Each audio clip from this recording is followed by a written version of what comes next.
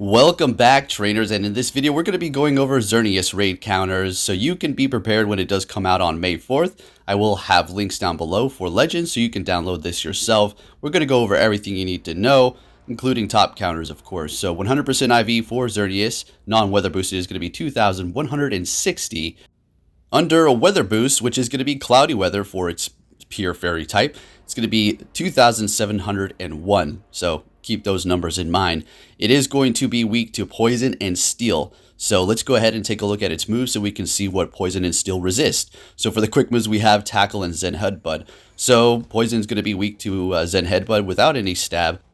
On the other hand, the steel typing is going to resist both the tackle and Zen Headbutt. Taking a look at the charge moves, we have Mega Horde, Thunder, Moonblast, Close Combat, and Giga Impact. Steel is going to be able to resist the Giga Impact, the Moonblast, and the Mega Horn. If you're using Metagross, it's not going to be completely resisted, but not super effective. So it's looking like the steel types are going to be taking the cake, but doesn't really matter. What it's going to boil down to is which ones are doing the most damage. Taking a look at a very quick chart, then we're going to get into the numbers and nitty-gritty details as to which ones are really going to be performing the best.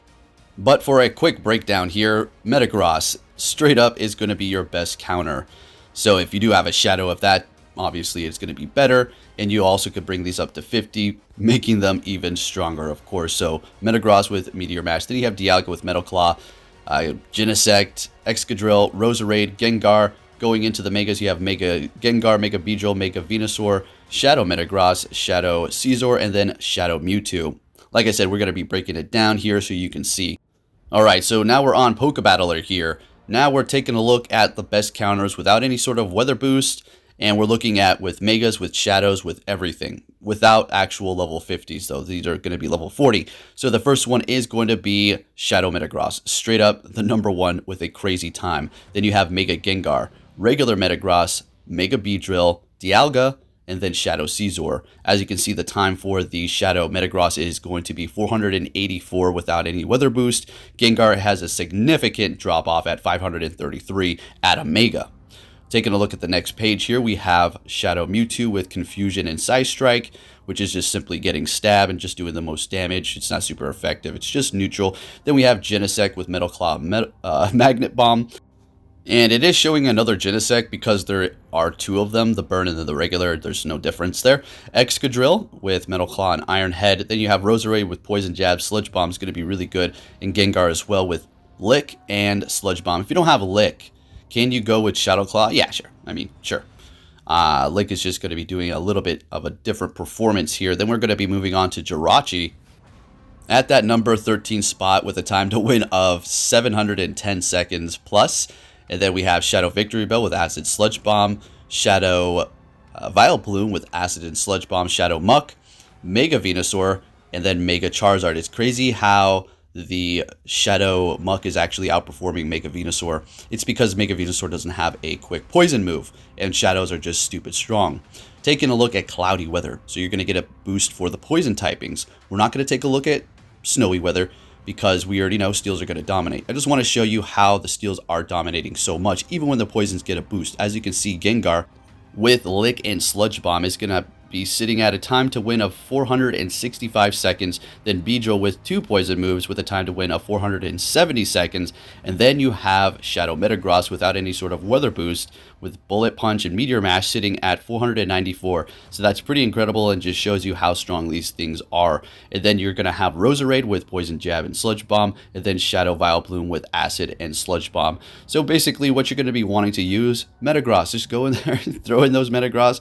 If you want to get a boost, of course, you're going to get that nice boost with the poison typings. And then we're going to move on to the next page here under still cloudy weather. So you're going to have Shadow Victory Bell with Acid Sludge Bomb, Shadow Muck, regular Gengar with Lick and Sludge Bomb, Dialga moving on down because the poisons are taking over because of the cloudy weather, then Mega Venusaur, and then Shadow Caesar here. So you're going to be able to do all this thing. Shadow Metagrosses are going to be killer. Absolutely dominating. Now, personally, for me, I'm in Alaska, but we're not going to be getting any snowy weather anytime soon unless some sort of freak occurrence happens, but not going to actually, probably. So, hey, it is what it is. I do have a level 41. As a matter of fact, I'm going to be getting my 100% IV Metagross to level 50 today. It just needs like one more XL candy. And then moving down the list with the poison boost, we're going to be seeing Mewtwo, but obviously no poison. And then we're going to see Shadow Stunky or Stuntank with Poison Jab and Sludge Bomb. Regular Vileplume with Acid Sludge Bomb. Shadow Nidoking at 16 with Poison Jab and Sludge Wave, which, man, I wish Nidoking performed a little better. It's one of my favorite Pokemon. Then regular Venusaur with Vine Whip, or sorry, Shadow Venusaur with Vine Whip and Sludge Bomb. Regular Victory Bell with Acid and Sludge Bomb. So there you go. There you go. Steels are dominating. Poisons are dominating. You've seen the various different types. Go out there, have a ball. Now, let's talk about this thing in general. All right. Xerneas, is it going to actually be good when you catch it? Do you want to go to town and, get a bunch of XL candies?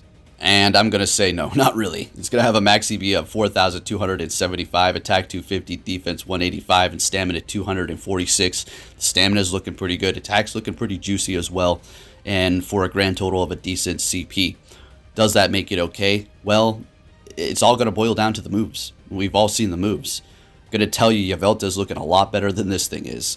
So for Xerneas, you're going to have for the quick moves, actually, we've seen Tackle and Zen Headbutt, which both of those are not good at all, really. To be honest, so there's no stab there.